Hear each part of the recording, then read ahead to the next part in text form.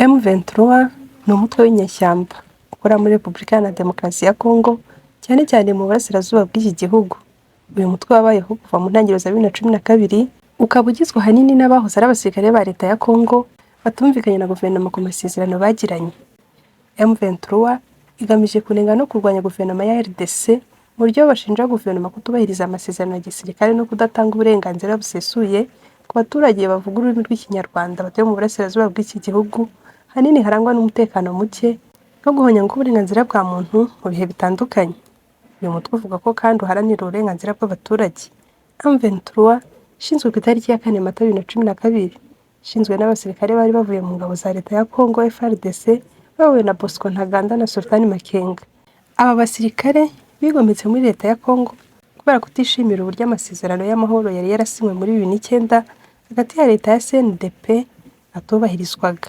Iri zina M23 ryaturutse ku masezerano y'amahoro yo kwa 23 Werurwe 2009, amasezerano leta ya Congo itashoboye gushyira mu bikorwa ko byari biteganyijwe, bikaba intandaro yo kutumvikana. Ndabasuje mu rwego tubanye muri iki kiganiro. Niba ari ubwa mbere tubanye kuri iyi channel, ndagusaba gukora subscribe, ko niba dusanzwe tubana ndagusaba gukora like, share na comment. Muri iki kiganiro twateguriye ibigwi by'abajenerali bayoboye M23. Bigiye kubagezaho ikiganiro n'umubyeyi Dina nk'ibisanzwe. Ku mwanya wa mbere mu bajenerali bayoboye M23 hariho Laurent Nkunda.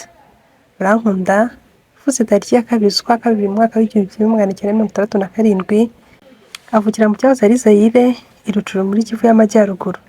Yize psychology muri kaminuza ya Kisangani, yinjiye mu gisirikare cya FPR mu mwaka w'1993 kugeza FPR ifashe ubutegetsi mu mwaka w'1994. Akaba kandi yararwanye mu ntambara yo guhirika mu mbuto mu mwaka w'1997 kugeza mu mwaka w'1998. Yagizwe majoro mu mutwe wa RCD, aza kugirwa generali mu ngabo za Congo mu mwaka wa 2004, ubwo habagaho guhuriza hamwe imitwe yose yarwaniraga muri Congo. Nyuma General Nkunda yaje kwigomeka ku butegetsi, we na brigade ya 81 na 83 yayoboraga, yigumira mu mashyamba mu karere ka Masisi.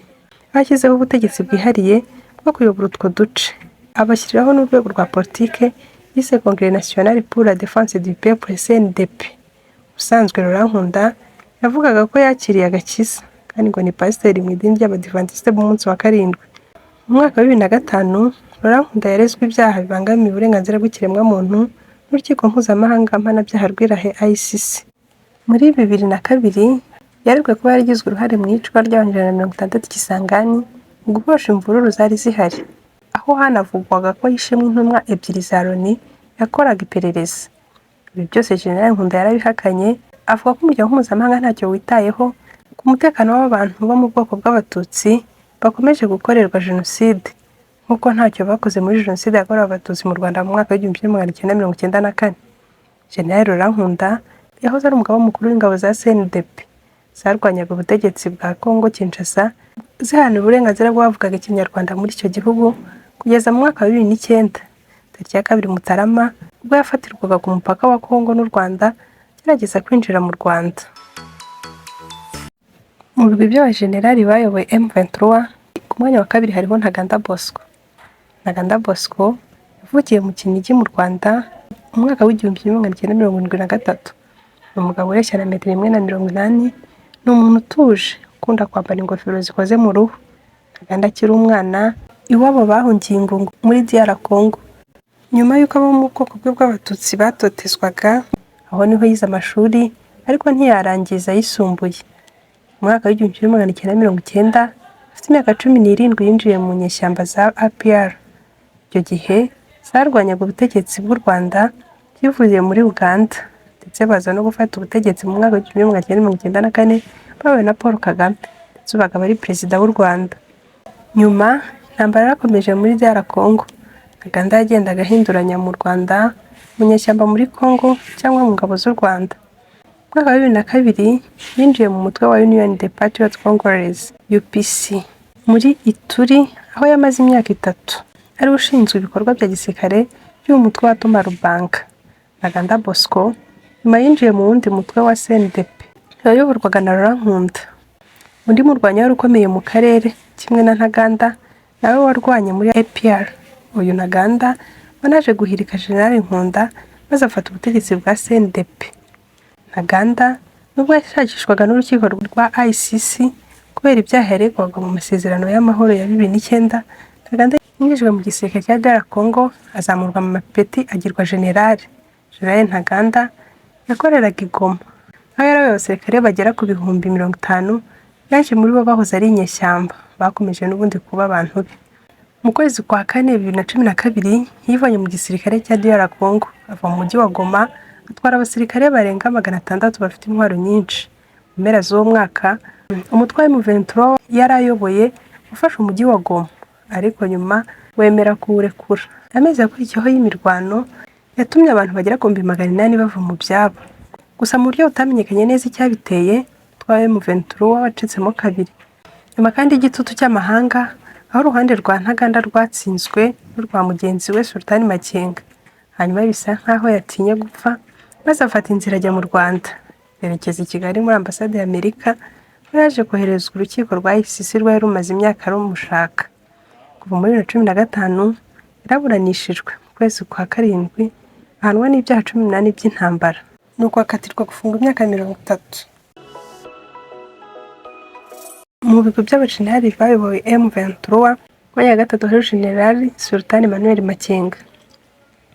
Sultan Makenga yavutse tariki 26 z'ukwa 12 mwaka wa 1973, umuga mu gace ka Masisi, ariko yakuriye mu gace k'amajyaruguru ya Bwito muri Rucuru mu ntara ya Kivu y'Amajyaruguru muri DRC.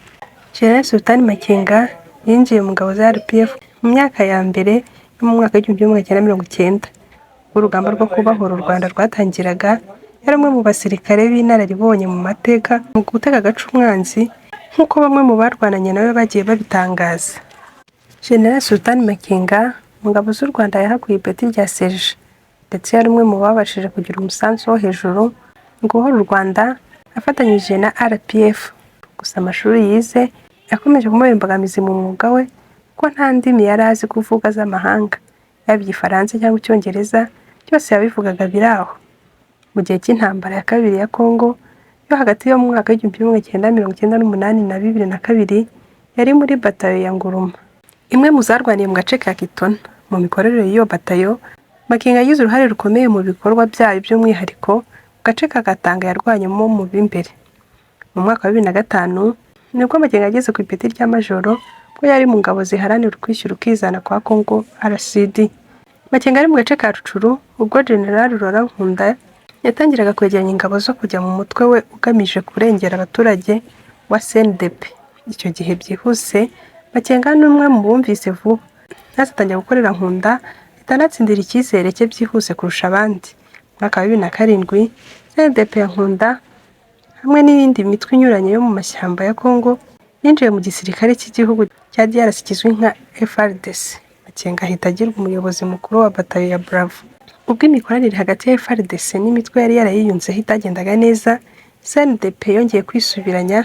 Makenga wageze ku ipeti rya koloneli yahawe inshingano zo kuyobora ingabo z'uyu mutwe mu gace ka Rucuru kari hafi y'umupaka wa Bunagana uhuza u Rwanda na Congo n'ibice bya parike y'igihugu cya Congo ya Virunga. Mu mwaka wa 2008, nyuma y'inama y'amahoro ya Goma hamwe na guverinoma ya Congo, Makenga yazamuwe mu ntera agirwa umuyobozi w'ibikorwa muri CNDP, ndetse ibirindiro bikuru by'umutwe wa CNDP byimurirwa mu gace ka Rucuru. Muri Gicurasi 2012, Makenga ibyo arimo byose yarabihagaritse, yinjira mu mutwe wa M23, anahita azamurwa ashyirwa ku ipeti rya General. Bidatinze yahise atangazwa nk'umuyobozi mukuru w'uyu mutwe wa M23. General Sultan Emmanuel Makenga bafite imyaka 51 y'amavuko, yatangaje ko imyinshi muri iyo myaka yayimaze ari umusirikare, akaba akiyoboye umutwe wa M23 kugeza ubu, aho bamaze gufata uduce nka Bunagana, Bicumbi, Rwindi n'utundi duce twinshi two mu ntara ya Kivu y'Amajyaruguru.